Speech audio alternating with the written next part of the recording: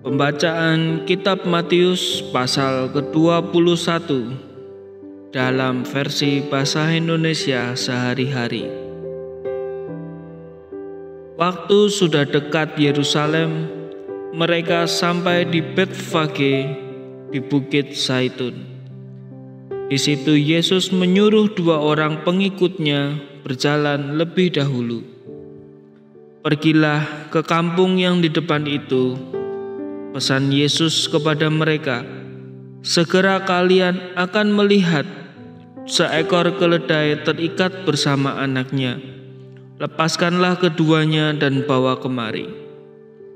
Kalau ada orang menanyakan sesuatu, katakanlah kepada orangnya, Tuhan memerlukannya. Maka orang itu dengan segera akan membiarkan keledai itu dibawa. Hal itu demikian supaya terjadilah apa yang dikatakan oleh Nabi sebagai berikut. Katakanlah kepada Sion, Rajamu sedang datang kepadamu. Ia rendah hati dan menunggang seekor keledai, seekor anak keledai yang muda.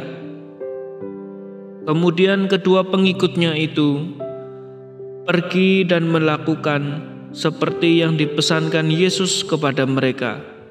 Mereka membawa keledai itu dengan anaknya, lalu mereka mengalasi punggung keledai itu dengan jubah mereka. Kemudian Yesus naik. Banyak orang di sana membentangkan jubah-jubah mereka di jalan, sedang orang-orang lain memotong ranting-ranting pohon dan menyebarkan di tengah jalan.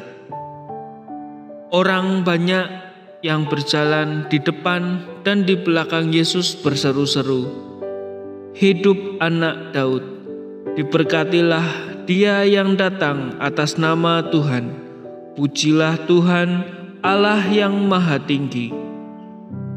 Lalu waktu Yesus masuk Yerusalem, seluruh kota itu menjadi gempar. "Ini siapa?" tanya orang-orang di kota itu. "Dia, Nabi Yesus dari Nazaret di Galilea," jawab orang banyak yang mengiringi Yesus.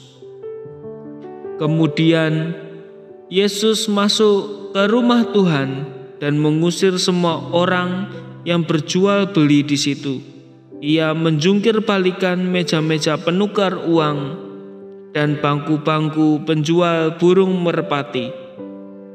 Lalu ia berkata kepada orang-orang itu, "Di dalam Alkitab tertulis bahwa Allah berkata, 'Rumahku akan disebut sebagai rumah tempat berdoa,' tetapi kalian menjadikannya sarang penyamun." Orang-orang buta dan lumpuh datang kepada Yesus di rumah Tuhan dan ia menyembuhkan mereka. Tetapi imam-imam, kepala dan guru-guru agama marah melihat keajaiban-keajaiban yang dilakukan oleh Yesus. Dan mereka marah juga karena mendengar anak-anak bersorak-sorak di rumah Tuhan, "Hidup Anak Daud." Mereka berkata kepada Yesus, "Engkau dengar apa yang mereka katakan?" "Ya, aku dengar," jawab Yesus. "Belum pernahkah kalian membaca ayat Alkitab ini? Anak-anak dan bayi sudah kau ajar untuk mengucapkan pujian yang sempurna." Kemudian Yesus meninggalkan mereka, lalu keluar dari kota itu ke Betania dan bermalam di sana. Pagi-pagi keesokan harinya, dalam perjalanan kembali ke kota, Yesus lapar. Ia melihat sepotong pohon ara di pinggir jalan. Ia pergi ke pohon itu, tetapi tidak menemukan salah satu buah kecuali daun-daunnya saja. Lalu Yesus berkata kepada pohon itu, "Engkau tidak akan berbuah lagi." Langsung pohon ara itu layu. Waktu pengikut-pengikut Yesus melihat kejadian itu, mereka heran sekali. "Bagaimana pohon ara itu bisa langsung mati seluruhnya?" tanya mereka. "Sungguh," jawab Yesus, kalau kalian percaya dan tidak ragu-ragu, kalian dapat melakukan apa yang sudah kulakukan terhadap pohon ara ini. Dan bukan itu saja, malah kalian akan dapat berkata kepada bukit ini, terangkatlah dan terbuanglah ke dalam laut. Maka hal itu akan terjadi. Apa saja yang kalian minta di dalam doamu, kalian akan menerimanya, asal kalian percaya. Kemudian Yesus kembali ke rumah Tuhan, lalu masuk dan mengajar di situ. Waktu ia sedang mengajar, imam-imam kepala dan pemimpin-pemimpin Yahudi datang kepadanya dan bertanya, "Atas dasar apa engkau melakukan semuanya itu? Siapa yang memberi hak itu kepadamu?" Yesus menjawab, "Aku juga mau bertanya kepada kalian, dan kalau kalian menjawabnya, aku akan mengatakan kepadamu dengan hak siapa aku melakukan hal-hal ini. Yohanes Pembaptis, dengan hak siapa ia membaptis, Allah atau manusia?" Lalu imam-imam kepala dan pemimpin-pemimpin Yahudi itu mulai berunding di antara mereka. "Kalau begitu katakan, dengan hak Allah." Ia akan berkata, "Kalau begitu mengapa kalian tidak percaya kepadanya?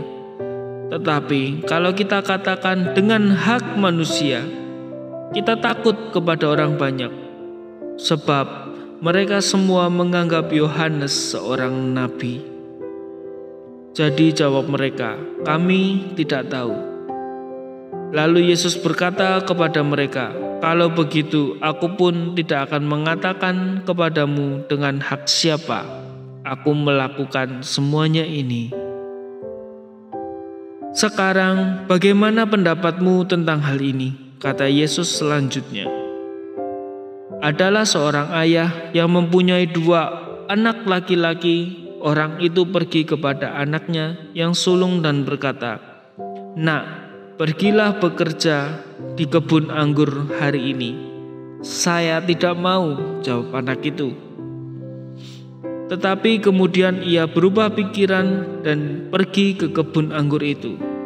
Kemudian ayah itu pergi kepada anaknya yang kedua dan mengatakan hal yang sama. 'Baiklah ayah,' jawab anak yang kedua itu. Tetapi ia tidak pergi. Nah, dari kedua anak itu, manakah yang melakukan kehendak ayahnya?" "Yang sulung," jawab imam-imam kepala dan pemimpin-pemimpin Yahudi itu. Maka Yesus berkata kepada mereka, "Percayalah, penagih-penagih pajak dan wanita-wanita pelacur akan lebih dahulu menjadi anggota umat Allah daripada kalian. Karena Yohanes Pembaptis datang dan menunjukkan kepada kalian cara hidup yang dikehendaki Tuhan.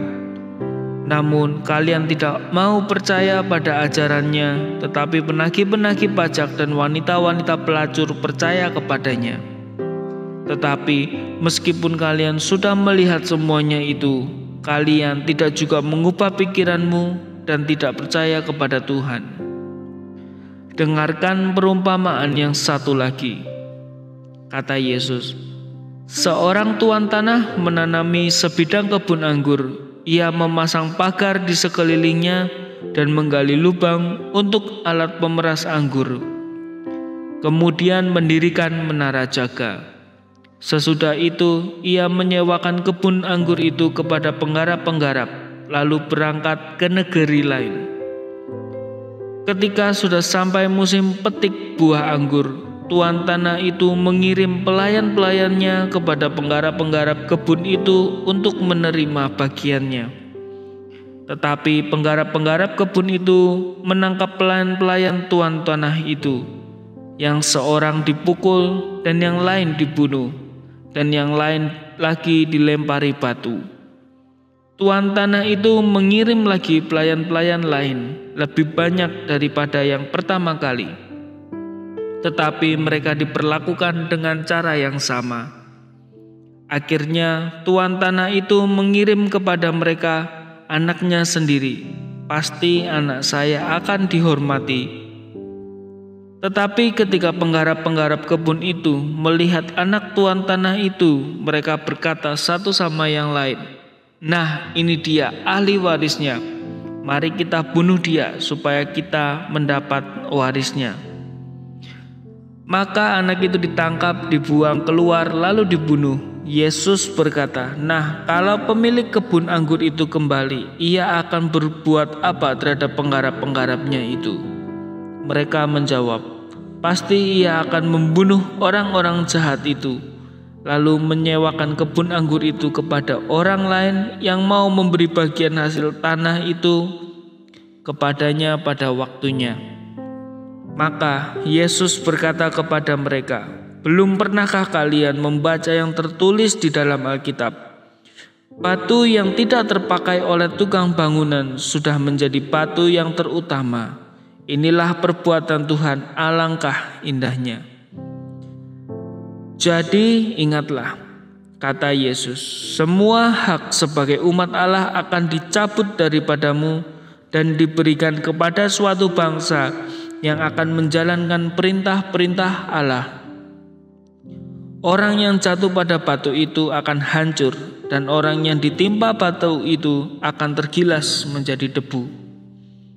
Pada waktu imam-imam, kepala, dan orang-orang Farisi mendengar perumpamaan-perumpamaan Yesus, mereka tahu bahwa Yesus berbicara tentang mereka. Jadi mereka berusaha menangkap Dia, tetapi mereka takut kepada orang banyak, sebab orang banyak itu menganggap Yesus seorang nabi.